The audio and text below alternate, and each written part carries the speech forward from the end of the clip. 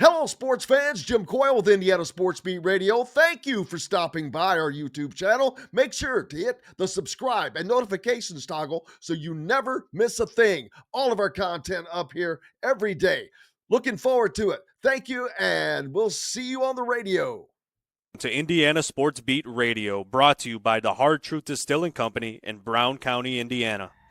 So for the thousands in attendance and the millions watching around the world, it's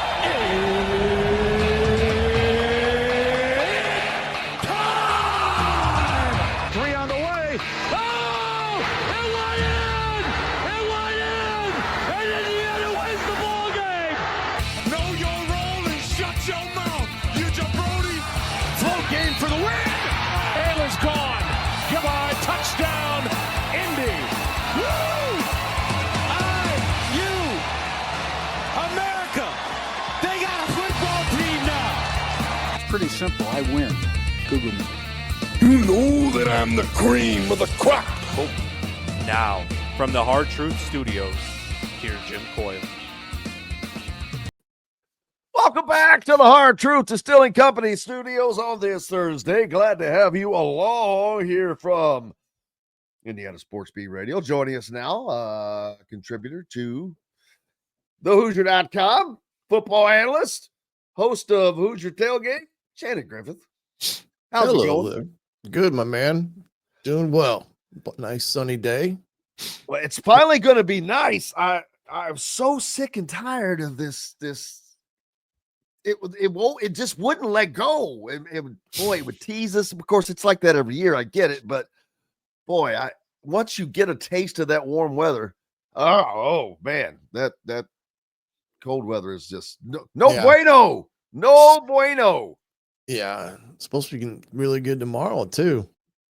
It's supposed to be up in the 70s. It is. Again, so we're going to talk to football. Well. But before we do that, and I didn't mention this, what the hell is going on with the Indiana women's basketball program? Was it like 3 or 4 or 5 players in the portal? Oh, really? Didn't see that. I mean, 1, 2, 3, at least 4. At least 4. I don't know that they had any last year. You know, the portal, everybody does it now. These kids jump in for the sake of seeing what their value may or may not be somewhere else. And I mean, that's the new way. And for basketball, it's crazy. I mean, well, men's basketball, there's money there. Yeah, and right. And I'm not sliding the women to say that there's no money there, but we're talking apples and oranges here. Well, right. And I was just surprised to see the number, to go from 0 boom to quite a few. Basketball coaches got to just, I mean, it's crazy. They're bumping around too. They're jumping around. Well, yeah, because you could go through a season and all of a sudden you got to rebuild the entire team. Basketball is like no other. Football does not have this. You don't have the massive amounts of coaches jumping from school to school like you do right now. You have coaches that get fired and replaced, but it's just the amount of coaches that are just moving, that are either moving on and then boom, the mid-majors just losing coaches left and right. It's quite different sport, of course, but yeah, just seems to be a lot more movement in that area. Transfer portal probably averages out to be the same. Who knows? The numbers are so much higher for football because there are so many more players. But it's something. It is something. But and that's another thing. You're going through spring practice. At least the portal's not open at the moment for football. I don't have to deal with that. But go with some spring ball right now. They're just working in. You've got a new quarterback. So, and I said earlier, and I'm sure you heard me, the biggest thing right now is reps. There's nothing earth-shattering going on. There's not this breaking news, and it's reps, getting reps with Fernando Mendoza, getting reps with him, with Omar, with Elijah Surratt and EJ Williams and all of these guys, the new tight end, reps, Yeah. running backs, the basic plays. It sounds mundane, but that stuff has to be so second nature. That's why you don't see very many broken plays. If you think about it, there aren't a ton of broken plays. That's because they do all of these reps over and over until it is drilled into your head. There are basic fundamentals that I just remember to this day because that's how it was when you were younger and playing. Basic fundamentals being drilled into your head. Mm-hmm. Yeah, spring's a chance to get back to, like you said, implementing solid fundamentals, whether it's with the offensive line and hand placement to wide receivers, start and stance and things of that, you don't think about. But it gives you a chance to go back and reemphasize those key aspects of each position group. And then I always found spring to be rewarding from a coaching perspective is that you are not getting ready for a game, but B, you're trying to evaluate your position group and getting guys reps that normally in the season they would not get just because of being in a position of preparing for a game. So you're trying to get as many reps for the guys that are trying to push themselves into a starting spot or a key position as a backup. And at the end of spring, I'm sure Coach Signetti will want some type of detailed report of each position group of who they think is their top, 8 to 10 guys so that they can make plans for, going into fall camp and, who they have, who they don't have. And maybe that's somewhere like with the spring portal where you may have to go find a body or two.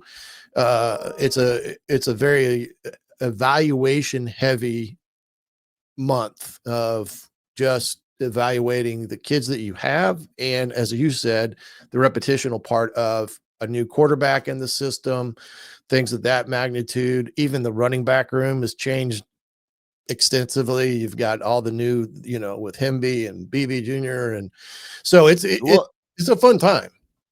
Let's talk about that running back room. What does Roman Hemby and BB from UAB bring? Roman Hemby obviously coming over from Maryland, a team that Indiana fans should be familiar with. He had some success against Indiana, but he's in the Indiana backfield now, and he's behind a shored up offensive line. But what does he bring to Indiana's offense?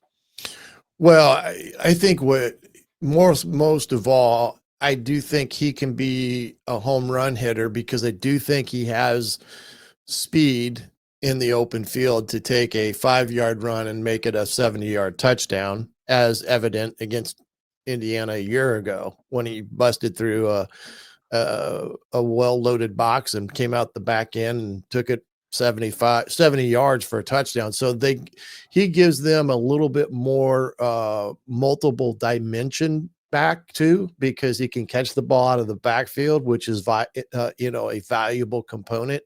So I like him a lot. I thought that was one of their biggest pickups via the portal. BB Jr. is more of a slasher type of guy, quick, runs well.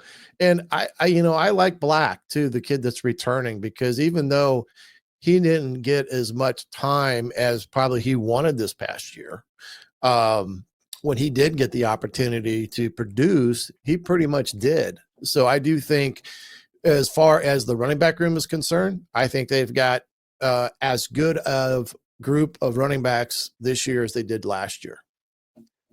Well, that's good. And I guess it's more importantly that the offensive line is shored up because the backfield didn't hurt them last year at all. No. But I'm not sure how much it really helped. I'm not. How much did it add to the offense? I don't think it added what they would like to see from a production standpoint.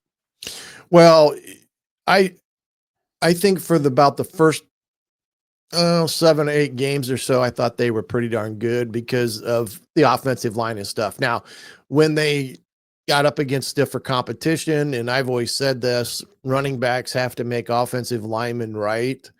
I found it a little bit harder for them to do that against those powerful defensive lines against Michigan, Ohio State, and in some respects, Notre Dame. But, I think with what they added to the room, I think Hemby overall gives them the grinding back that can get the tough yardage when they need it, but also is a guy that can, come out the back end and have a big play in the running game against the offensive line, like you said, that is improved, if not one of their strengths of their offense this year. Imagine saying that at Indiana, that your offensive line is one of your strengths as opposed to a glowing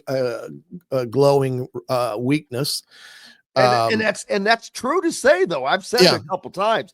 It's depth is the only thing that keeps me from really going all in on that. But this offensive line is substantially better than last season already. Yeah, I think they got at least 7, if not 8 guys that could step into any of the positions up front and be productive, and not a significant drop off between one versus the other. So I do think if they can remain healthy and come out of not only spring, but fall camp unscathed at that position, it should be a strong group of linemen to head into this upcoming season. So yes, they are definitely a positive in a lot of ways, more so than they've ever have been. Yeah, and so now, does the running backs room have the depth that it had? The one thing it did have last year was depth, although they didn't go that deep very often. Yeah. And I'm not sure that they're going to lean on it a lot, but you're going to need, you have to be able to get, when you need a yard, you have to be able to get a yard. Right. If you need 2 yards, you have to be able to get 2 yards.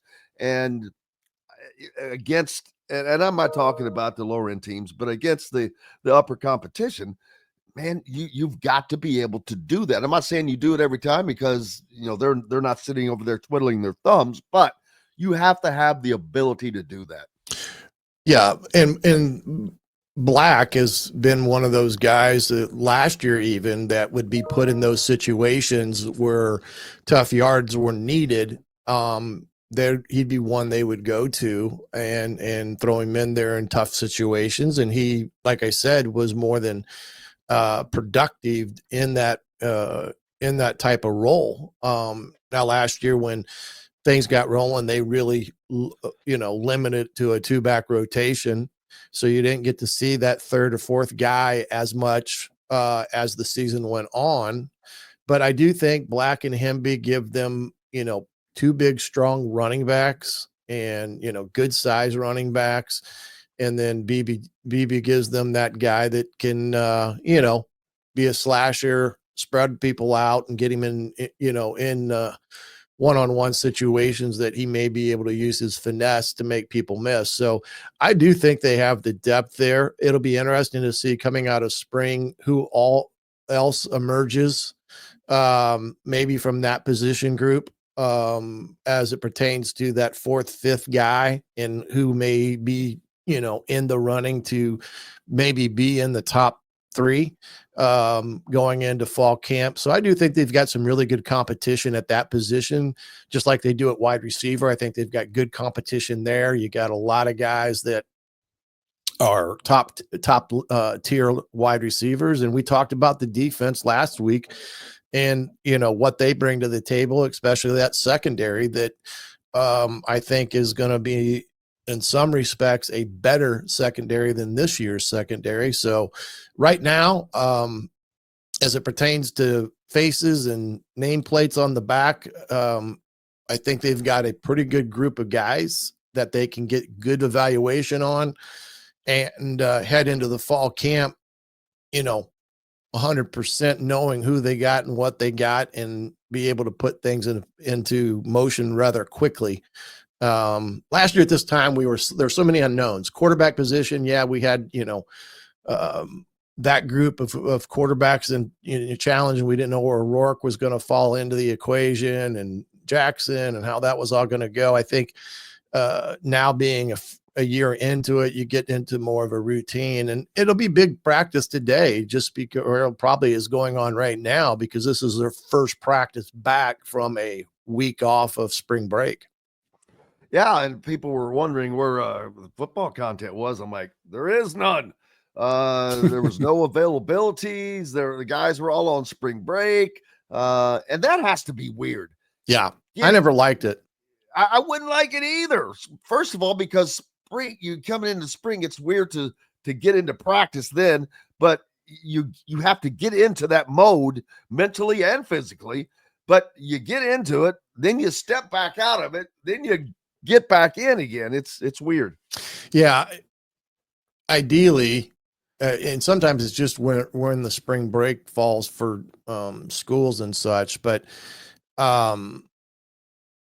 more so nowadays they have it because of the way the calendar falls and how their spring recruiting dates fall, and you get that week off, that cuts into the third week of spring ball, is that week off, which, like I said, I would not have liked. I know every time that we usually started spring practice was the week after spring break, so that you could go straight through and not have that distraction of them going away for a week, because I'm sure they spent the last 3 days running the poison out of their system from being on spring break for a week, no matter where they went. But yeah, these last few weeks of spring ball were vitally important. It's vitally important, not just for the top guys, but for those younger guys that are trying to crack the deal. And then you've got kids coming in recruitment wise to view practice. So along with the practice setting that you've got going on, you're also entertaining kids that you're recruiting actively at this point in the year, and actively trying to get to commit to your program that are going to be on campus. And they got a pretty good group, I do believe, today on campus. Welcome back to the Hard Truth Distilling Company studios on this Thursday. Coach Shannon Griffith rejoins us now, and boy, we've had tons of basketball talk today. Hey, the basketball season. This is the heart, man. This is it. We're transitioning into spring, though, because of baseball starting today. Opening day of baseball, a lot going on. Chris Denary was just with me, and we were talking about it, and he mentioned that just like, can't they wait to open the port? There's no waiting in society today. It's just everything's now. And baseball can't wait to open the portal until the freaking tournament is over. Give me a break. You've got all stinking spring and summer. Yeah. There's no rush. With football, it's a more difficult proposition because of the school semesters crossing over each other. Yeah. But and then with baseball, he's like, well, can't they just wait there a few days? The NCAA tournament's going on. Yeah. You're playing 100,000 games. I know. It doesn't make sense. A couple of days. Give me a break. But whatever. They just, I think it's because, as I told Chris, Major League Baseball used to be the national pastime. They used to be the spit, so to speak. Now that's not the case. It's like my favorite line from that movie Concussion. I forget the actor's name, but he used to be a senator. But he said, he was talking to Will Smith's character, and he says, it's like the NFL. Sundays used to belong to God. Now it's theirs. It was just one of my favorite lines. But yeah, football going on in the spring, but it's quiet. There's not a lot that goes on. As I mentioned earlier, there's nothing earth shattering. It's just about instituting some things for the newer guys, but they also have some new things that they're probably instituting. But what all actually goes on in the spring practice time? You've got like a month in totality before I think it's like spring game happens. I think they get 16 total practices Now, SIG is not big on using all 16. I think they're only using like 13 of 14 of what they're allowed. The biggest thing nowadays is when you have these kids that can come in mid-year and from this previous recruiting class, and there's 14 of them here already, and getting them into the system of things. And again, I go back to the evaluation aspect of everything. It really gives the coaches a sneak peek of what they have coming in as a total class because of these kids being here and seeing who may rise to a point of being a contender for playing time, whether it's special teams, whether it's being a backup. It does give them that luxury of having those kids involved in spring practices. So, like I referred to earlier, I always found spring practice to be a very, very calming series of practices because you're not worried about who you're playing and defensive looks and things of that nature. You can have fun with your position group with the guys. You're getting guys repetitions, which keeps them actively involved in the program and such. And it comes down to the competitiveness in your position group, back to fundamentals. And then on top of that, as a position coach, you're getting a chance to evaluate your talent pool. And ultimately, Coach Sig is going to go to each coach and want a synopsis of what they have, who they've got, who they think is going to make it, who they don't think is going to make it in terms of their ability. And, it gets coupled with the fact that academics does come into a factor in this equation at some point because of eligibility standards and such. So it is a time that while there may not be enough outwardly going on for fans and such, other than maybe the spring game, internally, it's a very big time of year for the coaches and stuff. And I know now that Deion Sanders is pushing to have a scrimmage with Syracuse. I think he's even taken it to court, if I'm not mistaken, but there's a talk now about wanting to have scrimmages, true scrimmages against another opponent that you could have on a yearly basis in the spring or see how you do it. And if you look from Indiana's standpoint, they're just strategically positioned because you could have something with Kentucky, you could have something with Louisville, Cincinnati, with those teams right out, within a 2-hour drive of Bloomington, makes sense in that regard. Now that's the NFL model. And I know college football is going towards NFL in the way they practice because it is a much safer methods.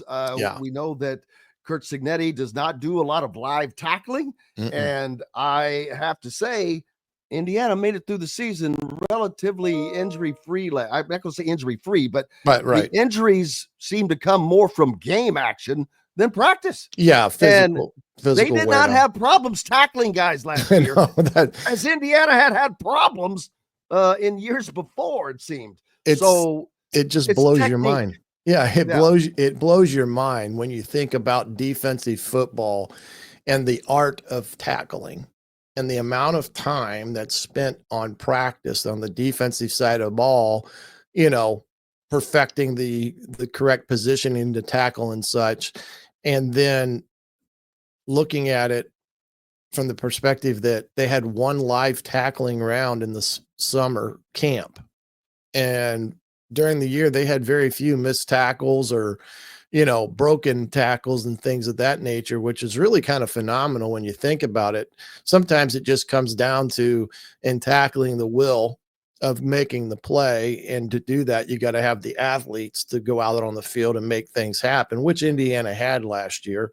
But it was still, I think, a very interesting dynamic when you think about the sport of football and the physicality of it, that you spend one true practice working on tackling to the ground per se, and that's it. And then you head into the season and you're off and running. But there's a lot of things that are going at 900 miles an hour in college football.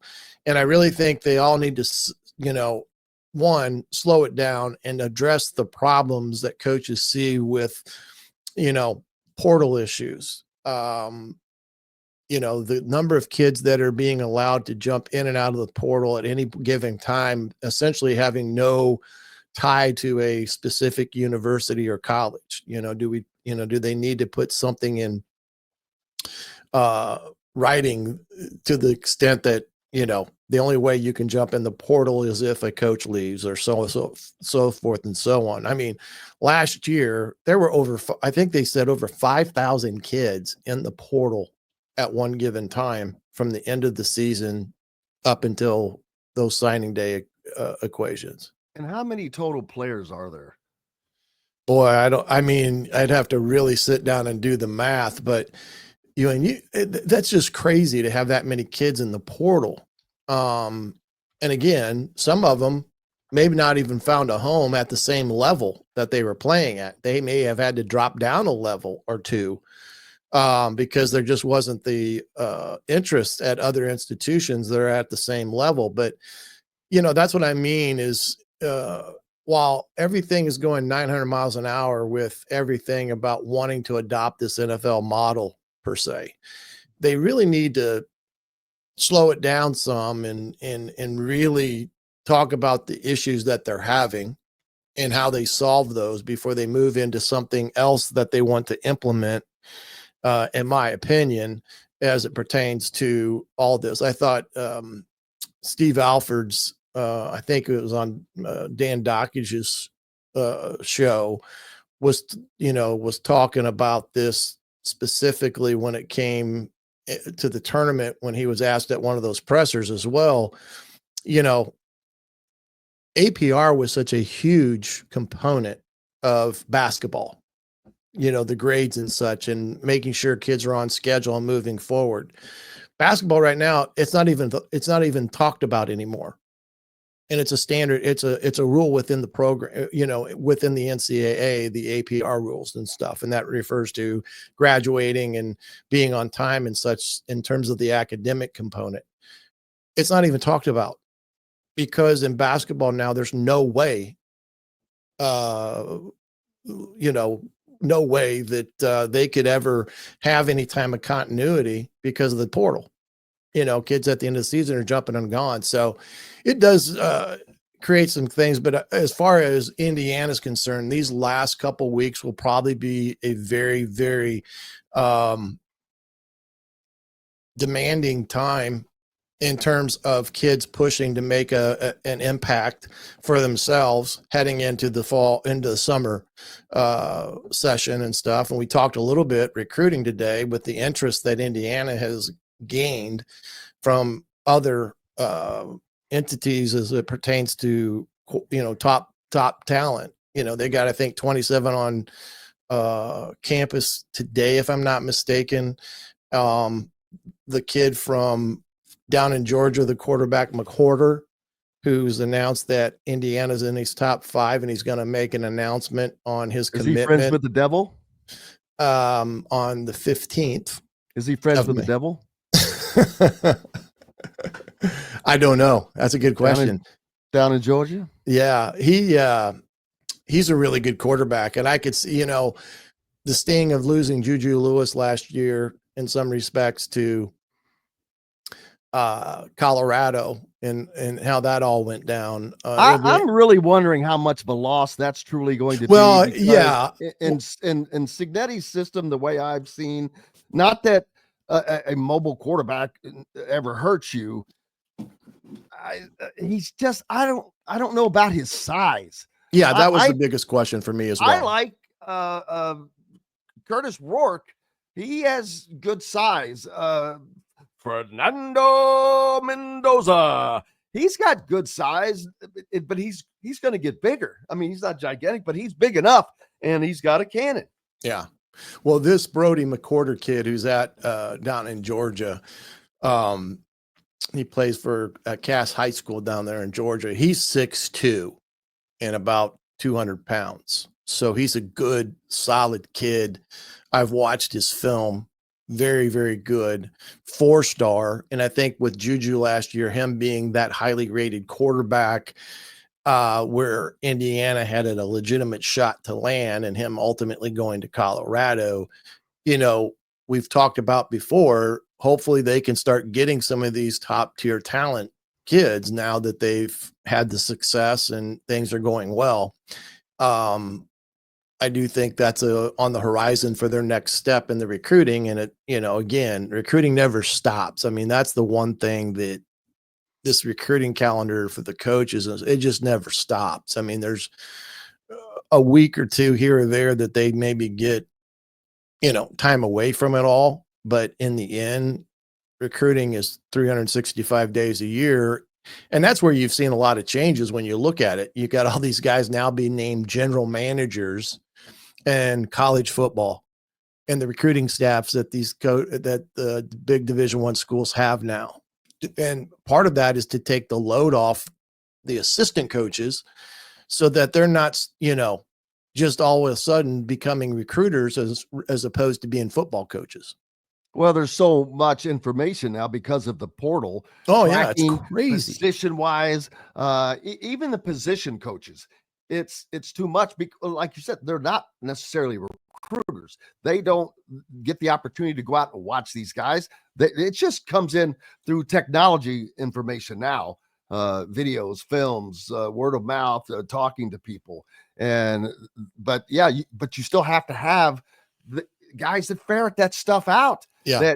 That give you options. What are the top options? And but Kurt Cignetti he's hands-on with that stuff. He'll say he can tell you, I think, that if he doesn't like a guy for whatever reason, all right, let's look at these three or whatever the case may be. He's obviously done a very, very good job of that because he has had to. He has not had the luxury of being at a program that pulls in bigger recruits, better recruits. Now he is building that because in one season at Indiana, he showed the world that, hey, I can win. You can win here. Right. And he did it without elite talent. Now, I'm not saying he didn't have great players that are going to be in the NFL, but these were not 5 stars. There's never been a 5-star football recruit at Indiana ever. Now that will change. I'm a little surprised it's not going to change in the next season. I thought after that season, somebody would, break that seal. I would be shocked if they go through next season without their first 5-star recruit, which at the end of the day, that's just a tag that some people have put on you, but it generally bears out there's some talent there. Yeah, and the equation there is how much you can pay them. I mean, now it's down to the dollars and cents of the matter. Well, but you now with rev share. Oh yeah, I know it's going to be. It helps Indiana a ton. Yeah. And what I was going to say prior to this, Nebraska, just to show you how valuable these general managers that are now appearing for these college football teams, they just hired their new general manager at Nebraska, $2.5 million a year. Man. I mean, that is as good as, just think about it. Is that more than their coordinators are making? No, their coordinators are probably fairly well paid, but Brian Haynes just signed a new deal, I think, at about $2 million. You're right. This guy at Nebraska, he's not an on-field coach. He's a GM of their. But he probably works harder or as hard as any on. Yeah, right. I don't want to take anything away, but it just shows you the importance that they're putting into this nowadays of $2.5 million for these guys. I don't know what Indiana's paying their crew, but I don't think I think they're paying them pretty well. But it just shows you how much money is coming into the equation with all this and how it all is, unfortunately, I think in some respects, from my perspective, getting into a minor league NFL type of scenario. And that's why I think they do need to slow down and pump the brakes a little bit and make sure that they're not, on a runaway train that ultimately is going to come back to bite them in the end. Yeah, and to see the recruiting come together is going to be interesting. I'd like to see them start getting some of because Indiana is not a quote unquote football producing state. Not to say they don't produce talent. They do. They're every year. There are guys going to Notre Dame, going to Ohio State, going to Michigan, other places, in addition to Indiana and Purdue. But Indiana needs to. Purdue has of the state schools. Purdue has had the recruiting hold on on the a lot of them in basketball and football. Let's be honest here, but that's going to change on both counts. I'm very confident in. Yeah, and I think we've talked about it before. It's important that the really good talent in whether it's Indianapolis up here in the Fort Wayne area or the region or however you want to slice it in the state of Indiana, Indiana's got to keep some of those kids home. I mean, that's going to be the key. If they can do that, then I do think they'll see some reward for that time spent recruiting those guys. Without question. Appreciate you, my friend. You got it, partner. As Have always, a great weekend. Keep it up. Look forward to some big doings coming next week. Gotcha, buddy. We'll see you. And Shannon will be joining the staff of thehoosier.com as a major change is coming. We'll talk more about that in the next day or so. I don't want to spoil it too soon, but it is a major change coming on Tuesday, April 1st. And looking forward to Coach Griffith being a part of it. He'll be our football analyst for those of you that are subscribers or want to get in there and subscribe. He'll be talking football constantly, having great conversations. We're going to have the same on the basketball side. There are new recruiting writers and new writers overall, as Alec Lasley, who will be with us tomorrow, is taking over the Hoosier.com. But that's not the story. I'll let the cat out of the bag soon enough. Appreciate everybody for joining us here on the program today. As always, we're back tomorrow to do it again with Todd Leary. I cannot wait to talk to him about playing with Derwin Webb. I don't know that I remember that. And against Brian Reeves. So some cool stuff there. Appreciate you guys. Go out, have yourselves a great rest of your day. Until tomorrow, I'm Jim Coyle. I will see you on the radio. Thanks for listening to Indiana Sports Beat Radio. Be sure to subscribe to our YouTube page for more clips and team coverage of Indiana basketball, football, and more. You can also find full episodes and tons of other content on thehoosier.com. We'll see you next time for another edition of Indiana Sports Beat Radio.